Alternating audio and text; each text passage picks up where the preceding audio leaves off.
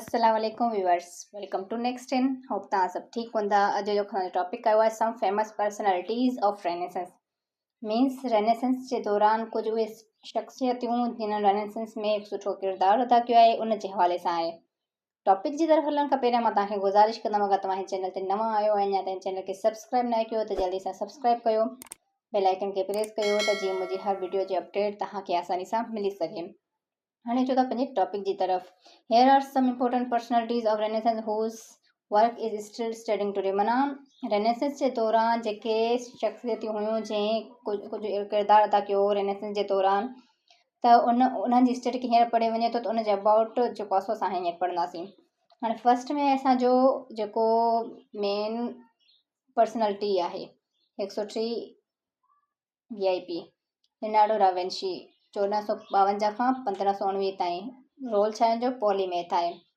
हाणे Leonardo da Vinci छा आहे त मतिलबु उहो पहिरियों उनजी बर्थ जे अकॉर्डिंग असां इंट्रोडक्शन हुनजो कंदासीं त लियोनार्डो दा विंची जेको आहे 15 अप्रैल 1452 ईस्वी में इटली जी स्मॉल सिटी विंची ऐं कस्बो हुनजो तस्किन उन में पैदा थियो। एंड उनजे अबू जो जेको नालो हो उहो सर पीरो डा विंची, ठीकु आहे। एंड उनजी मदर जो जेको नालो आहे कैथरीना, जेकी हिकु पीजेंट वूमेन हुई। हाणे लियोनार्डो दा विंची वाज़ द आइडियल रेनेसेंस फिगर। हाणे लियोनार्डो दा विंची जेको आहे हिकु आइडियल रेनेसेंस फिगर आहे। उन रेनेसेंस जे दौरान लियोनार्डो दा विंची जेको हो त उहो जेको छा लिखियलु आहे, he was a well known portraits, हिकु पोर्ट्रेट हो एंड मैथमेटिशियन हो। His Mona Lisa portrait become world famous. हिन जी जेकी मोनालिसा वारी पेंटिंग आहे उहा घणी फेमस हुई। मोर ओवर अञा वधीक एज अ इंजीनियर, माना हिकु इंजीनियर जे तहत हिज वर्क वाज रिमार्केबल। हिन जो जेको कमु हो बाक़ाइदे क़ाबिले ज़िक्र हो। Not only this but also, पर सिर्फ़ु एतिरे ताईं न, ही वाज़ रिनोवेड बोटनिस्ट, हिन खे बोटनिस्ट बि चयो वेंदो हो।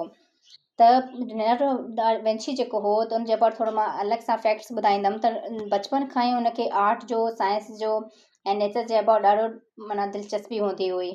उहो उन अबाउट सिखणु चाहींदो हो। साइंस जेको आहे सो आर्ट आहे एंड नेचर वग़ैरह आहे। 15 सालनि जी एज में हिन आर्टिस्ट जो कमु शुरू कयो। फ्लोरेंस में हिन स्टार्ट कयो, मिलान में ऐं रोम में। इन्हनि टिनिनि जेके हिन जा शहर आहिनि उन्हनि में हिन कमु स्टार्ट कयो हुओ। उन खां अलावा हिन जेको आहे सो केतिरो कमु कयो एनाटॉमी जे हवाले सां कयो, बॉटनी, जियोलॉजी एंड साइंटिफिक जेके ॿियूं फेमस तस्वीरियूं आहिनि उन जे हवाले सां बि। ऐं हिन जेकी फेमस तस्वीर आहे मोनालिसा, उहा ॾाढी फेमस तस्वीर आहे। उहा छो ई उनमें हिकु टीचिंग टेक्निक यूज़ थियल हूंदी, स्पेमेटो क्रिएटिंग हेज़ी। ऐं उनखे अलावा उन जेको आहे फिज़िक्स इंजीनियरिंग वग़ैरह में काफ़ी किरदारु ताकी हिकु पेंटर पोर्ट्रेट हुजण जे बावजूदि बि लियोनार्डो दा विंची। उनखे अलावा हिनखे आइडियल रेनेसेंस मैन बि चयो वेंदो आहे। हीअ जेको आहे 2 मई 1519 में एज हिन जी घणी 66 साल हुई ऐं टाउन जेको एम्बोसिया फ्रांस में उन में ही वफ़ात करे वियो। हाणे हिन जी मोनालिसा जी पेंटिंग जे हवाले सां ॻाल्हाईंदासीं। मोनालिसा जेकी आहे हिनजी पेंटिंग, जेकी हिनजी पोर्ट्रेट आहे उहा ॾाढी मशहूरु आहे। हाणे उहा छाजे लाइ मशहूरु आहे त फस्ट त उहा पॉपुलर वुड ते ठाही वई हुई, जेको उन ज़माने में पेंटर्स जो हिकु मतिलबु ख़ासि पसंदीदा काठ हूंदो हुओ। हुनजी साइज़ जेकी आहे एॾी वॾी न आहे, 77 सेंटीमीटर बाय 53 सेंटीमीटर आहे।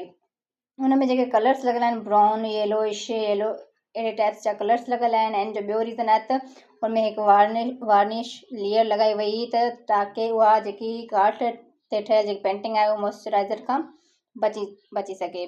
एंड ॿियो हुनमें पेंटिंग जो हिकिड़ो स्टाइल हूंदो हो स्पेमेटो, जंहिंखे स्मोकी सॉफ्ट हेज़ी जेको आहे सो लुकिंग ॾींदो आहे।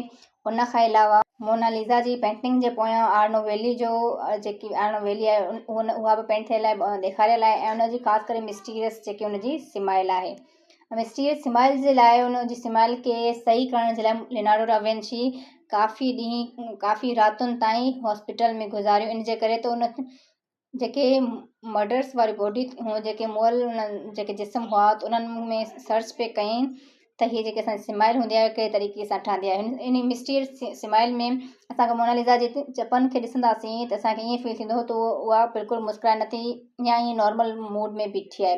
पर अदरवाइज़ तव्हांजी आइज़ खे ॾिसो या उन पेंटिंग जे कहिड़े हिसे खे ॾिसो, तव्हांखे ईअं फील थींदो त ॼण जेकी मोनालिसा आहे उहा मुस्कुराए थी। माना इहो जेको हिकिड़ो हुनजी मिस्टीरियस स्माइल इन जे करे मोनालिसा तस्वीर बाक़ाइदे लियोनार्डो दा विंची जी इन जे करे घणी मशहूरु आहे। होप तव्हांखे Leonardo da Vinci J about कुझु फैक्ट्स एंड हुन जे अबाउट जेकी नॉलेज हुई उहो ॿुधी करे ॾाढो सुठो लॻो हूंदो एंड तव्हांखे ज़रूरु हीअ वीडियो बि पसंदि आई हूंदी। अगरि वीडियो पसंदि आई हुजे त हिन वीडियो खे ज़रूरु लाइक कयो, पंहिंजनि दोस्तनि सां शेयर कयो, सब्सक्राइब लाज़मी कयो, बेल आइकन खे प्रेस कयो त जीअं मुंहिंजी हर वीडियो जी अपडेट तव्हांखे आसानी सां मिली सघे। इंशाल्लाह मिलंदासीं वरी नेक्स्ट टॉपिक में। Thanks for watching. अल्लाह हाफ़िज़।